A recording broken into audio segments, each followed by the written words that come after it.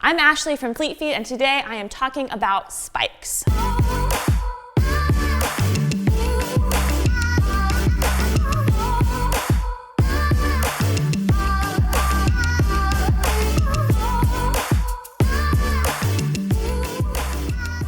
Today in this video, we are going to talk to you about the difference between sprint spikes, middle distance spikes, and long distance spikes. And we'll also share with you our top picks for 2020. And just so you know, there's a link in the description below for a blog post that lists all of these shoes as well as a link to buy them on our website. Whether you're running a sprint event, a field event like the long jump, high jump, or even running the 10K, you need a spike.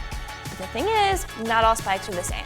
One thing to note about spikes, the fit should be a little more snug than your general training shoes, and it's not uncommon to wear spikes without socks. So just keep that in mind. First up, sprint spikes. If you're running events from 60 meters to 400, including events like the hurdles and the long jump and the high jump, you are going to need a sprint spike. A few things that make a sprint spike unique to sprinting.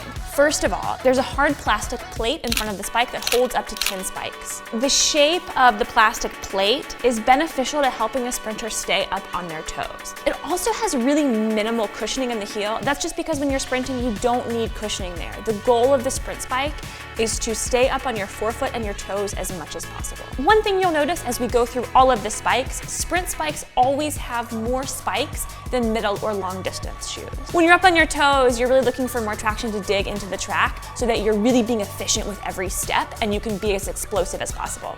And in fact, this sprint spike that I'm holding right now is one of our top picks for 2020. It's the Nike Zoom Rival version 9. This is the Saucony Spitfire 5. It is our number 2 pick for sprint spikes in 2020. Again, you'll see there is a rigid plastic plate on the bottom, and also the heel on this shoe is even made with a rigid plastic, whereas the Nike Rival has a little bit of a rubber on the heel here. Awesome. Next. Middle and long distance spikes work well from the 400 meter dash all the way up to the 10K. The cool thing about middle distance spikes is that they're sort of kind of like the entry spike that you could do everything with. So let's say you're someone who is looking to sort of dabble in different events. A mid-distance spike might be the one you want to go with just because it's so versatile.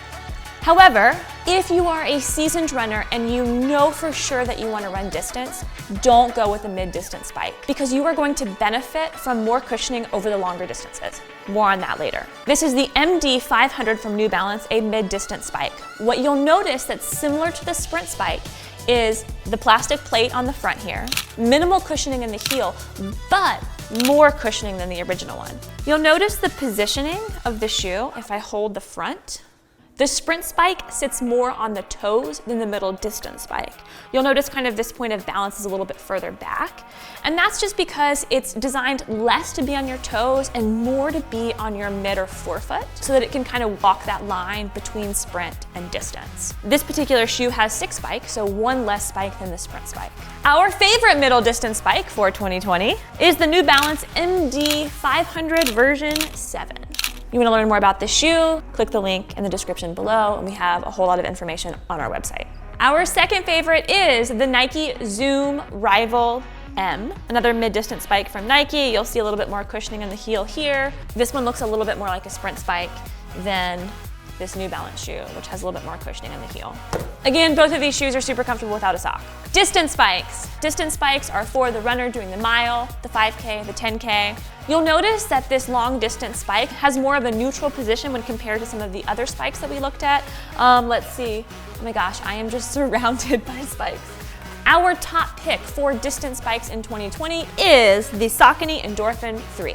Little higher price point than the other shoes that we've talked about today. It is definitely for the serious distance runner. It's $120, so just keep that in mind. But it's a really awesome shoe. It's really soft material that feels really great without a sock. And this sort of like booty construction tongue. Comfortable lacing system, really soft, silky around the Achilles here. So you're not going to experience blisters like rubbing from this shoe, which is awesome, especially when you're doing a lot of laps. And then you'll notice some cushioning that runs the length of the shoe. Again, not a lot of cushioning, just enough to get you through those miles. Our runner-up for long distance spikes is the Nike Zoom Victory 3, and that is the shoe that Luis was wearing on the track today. He's behind the camera. Hi, Luis. Hi. Neat looking shoe, has a pretty minimal amount of cushioning, but just enough. If you have any questions at all about spikes, please comment below. We would love to hear from you. Also, check the links below. We have a lot of information on the Fleet Feet Journal about spikes, and we also have a comprehensive review of each of the 3 favorite spikes I have mentioned today.